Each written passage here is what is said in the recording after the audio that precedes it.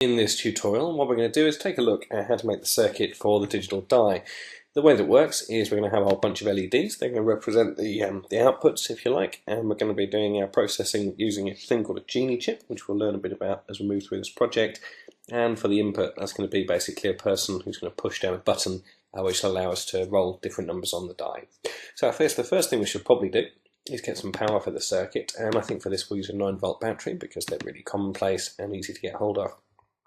What we'll also need to do as well is bear in mind that the Genie chip itself doesn't really like to get more than about 5 volts flowing through it. So at the moment, if we connected this 9-volt feed straight to it, then it would blow the chip up. It would never work. But we can use a thing called a voltage regulator, which is just here, and we can pop that in the circuit. And basically that will take in whatever voltage you like, so in this particular case about 9 volts, and it'll pump out 5 volts, which is perfect for a Genie chip. You also need to give it what's called a reference voltage, which will connect to the negative end of the battery, so it knows what 0 volts or what negative looks a bit like. Next thing I suppose we'd probably better do is handle our processing. Processing is going to be done with a Genie chip, which is found in this microcontroller section here of the gallery.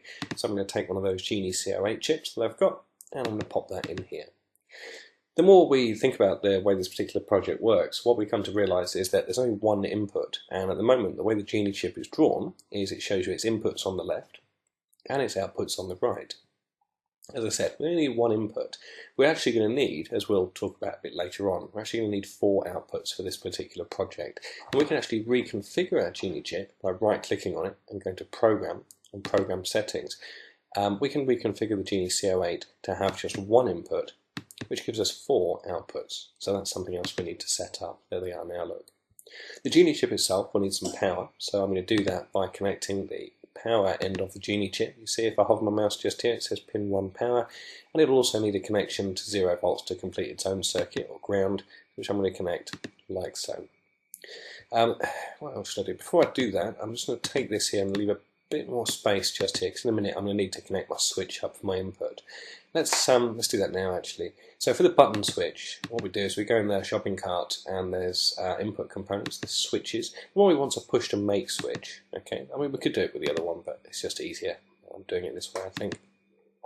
And the way that we set this up is we have it so that the top of the switch has got 5 volts, and when we push the button, that completes that circuit and allows 5 volts to flow into the input here on the chip. Okay, that's how the switch works. One of the things that we kind of find when we actually manufacture this in real life, though, is that when we're not pushing the switch, this piece of wire effectively isn't here, there's nothing there, and this input is left what's called floating. It's where the circuit doesn't really know if it's been pushed or if it's not been pushed. It gets a bit confused. And so what we need to do is to help that a little bit along by using a thing called a pull-down resistor, which is this thing just here, which I connect to the bottom of the switch, and I connect to the 0 volts rail, the negative end of the battery. If I bring this down, you can kind of see that visually more easily. And we use a 10k resistor for that. The purpose of this resistor is just purely so that we say to the circuit, if no one's pushing this button, then you need to have 0, nothing whatsoever flowing into that input just there. It pulls it down, as it's called. Okay. So if we didn't have that and we actually manufactured the circuit, you'd end up seeing it go on off all the time. Next thing to do, I'm just going to delete some of these labels as I go along as well, just to sort of declutter a bit. You don't have to delete the labels, I just kind of like to, because it gives my circuit a slightly cleaner look. When we come to design and manufacture the PCB down the line as well, it's quite beneficial to do that there as well. Okay, so that's that.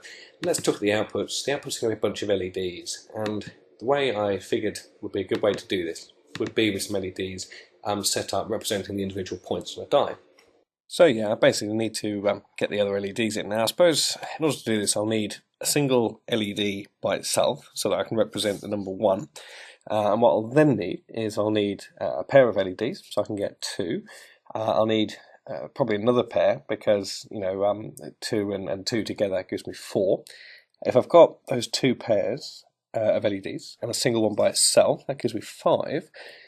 And then finally to get 6 I'd need a pair, and a pair. You see what I mean? So let's try and build that in now. So one of the other things I'll need to do as well is whenever you use an LED, if you think about the amount of power that's flowing out, I've got 5 volts coming to about here. This uses maybe 2 volts, so that leaves me maybe less actually, about like 1.5. So actually by the time I get to this output, I've still got sort of 3.5 volts, which is probably a bit more than this LED really is quite used to taking. So there's a risk it'll blow the LED up. So I can slow down the amount of current coming out by adding a resistor just here. I'm just sort of spin that around and pop that in just here. And I reckon for this particular purpose, probably a 220 ohm resistor, I reckon that should do the job quite nicely. So I'm going to draw a line from there to there. I can then connect up my LEDs. I'm just going to copy and paste these LEDs a whole bunch of times. So I need a pair, and I need a single one by itself. I'll sort of stick that a bit lower down, maybe just here. I need another pair, so I'm going to try and pop that about here somewhere, like that. And I need another pair as well, and I'm going to stick those just here, like so. Need some more of these resistors as well, so I'm just going to again copy and paste a bunch of those, stick those right next to the output so I don't forget them, and connect them up like this. There we are. I can then start the very serious business of connecting up the resistors to the LEDs. So you can see that this resistor here, this output, is connected to 2 LEDs, and after that it can go down to 0 volts, like that. That also takes us to 0 volts. I did my single one next, so probably slide that out one more actually. There we go. That's the single one done. Jiggle that along a bit because I might struggle for space otherwise. Next one's here, so again let's lift that up slightly and pop that there. There's one next to my double one. And I've got another double just here. And I'll pop those there like that. Looking good. I then just need to get all these to 0 volts. You shoot straight down. And you can shoot straight down. And you can shoot straight down as well. Looking good. So that's pretty much actually my circuit diagram. I've got all these very messy labels all of a sudden. Look, you might want to come in here and clear all these labels out. Be careful you don't click on the resistor itself by mistake. Oh, like I just did that. Looking good. And all these Ds as well, they can go. Okay, so anyway, leave it at that. So that's my circuit diagram for the digital die. What I'll need to do in the next tutorial now is to actually put together a test program so we can actually make sure that that works, and then we can get on to designing the PCB. So I'll see you then.